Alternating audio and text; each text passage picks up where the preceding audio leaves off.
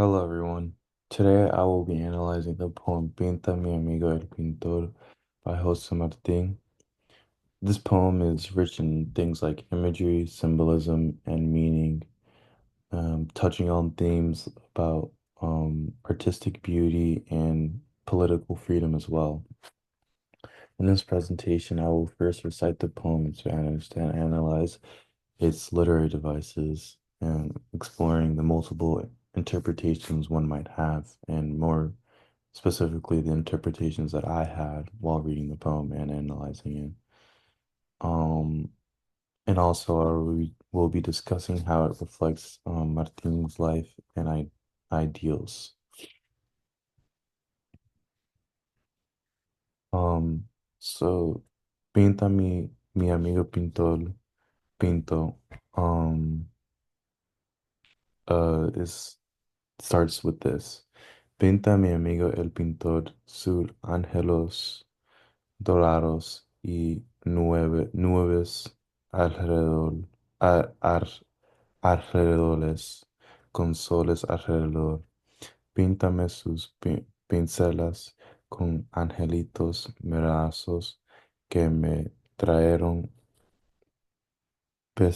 pidieron sus dos ramos de clavos. Um, so some key literary devices that you can see straight off the bat are imagery, personification, metaphor, and symbolism. Um, in regards towards imagery, Martin describes golden angels kneeling, clouds, and carnations to paint a vivid picture of divine beauty. Um, so doing so, the reader kind of pictures a heavenly scene, kind of almost like heaven. So kind of like warm colors and soft lights surrounding it. Um, Personification is also seen when Martine gives human qualities to things that are not human. Uh, One example is the clouds, where he says that they are kneeling down and showing humility, while angels are bringing carnations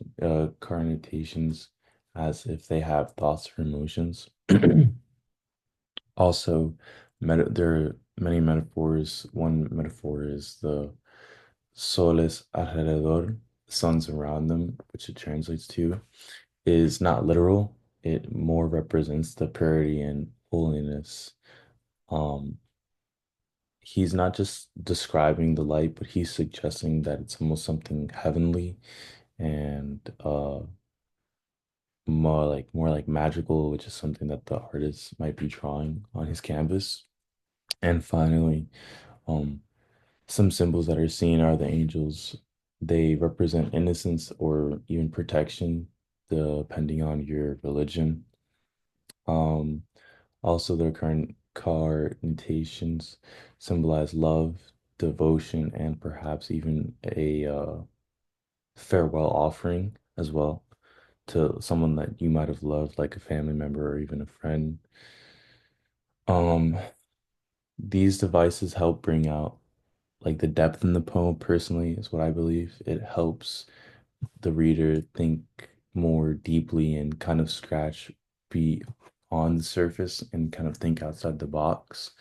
So I think he does all of this not just to, make it more detailed, but also just to give the reader a bigger idea or even a bigger picture about what the poem is meaning.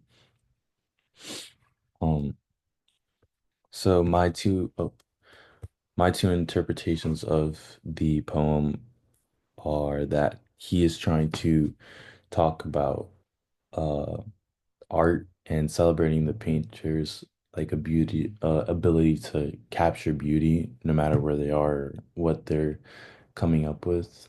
But also I think he's trying to talk about the political metaphors and symbolize Cuba's independence.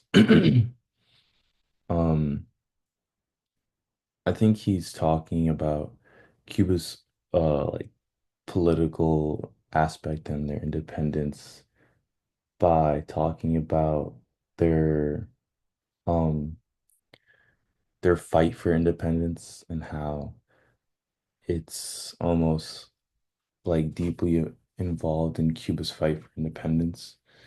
The angels could represent heroes, like people who fought in the war and fighting for Cuba's independence. And I think that's what he tries to connect or tries to tie the angels towards when it comes to like the political aspect. But I think he's also trying to talk about the artistic side of it by referring to how like he describes the painter capturing something divine. Like he thinks that the painter has a special ability to capture things that no other human can. And also the way that the angels and the flowers are painted so beautifully reflects his appreciation, how he says in the poem. Um, yeah, that's the two interpretations that I got from the poem itself. Who's Jose Martin? I know it's a bit late to describe who he is, but he's a Cuban poet. He was a writer and a political activist as well. He fought for Cuba's independence from Spain and is also considered one of the country's many national heroes. Um he's known mainly for writing things about hope, freedom, and pain and beauty. He talks about how in a lot of his poems he talks a lot about his past experience and how he has seen a lot of pain, but he's also seen a lot of beauty in his experience. And I think that's something that he does often in a lot of his poems and even in his writings. I think he tries to kind of find the the good of both sides, or he tries to give the reader both sides of the story. He talks about the pain that he's seen, but he's also talking about the beautiful things that he's seen on his travels, which is something that he's also very known for. He's traveled all over the world, and he was actually a student at Columbia University. So,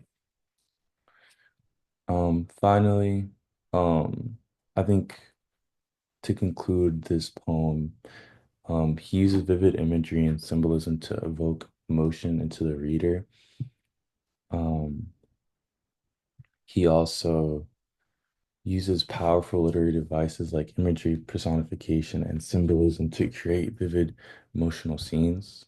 Um, the poem can be interpreted in many multiple ways, but personally, I believe that he tried to interpret, or I believe that in this poem, he tried to reference the political side of Cuba and them fighting for the independence, but also talking about how an artist is able to capture um, beautiful things out in the world. Um,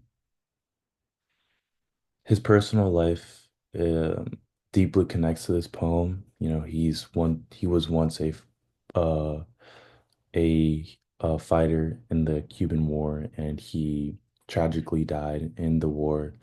So I think that's what he tries to reference the angels to, because he kind of is familiar with that life, and he knows how many people have lost their life for their country. And my final question to you is, do you believe that art is truly showing the beauty of divine, or is it just our way of imagining it? Thank you, and I hope you enjoyed.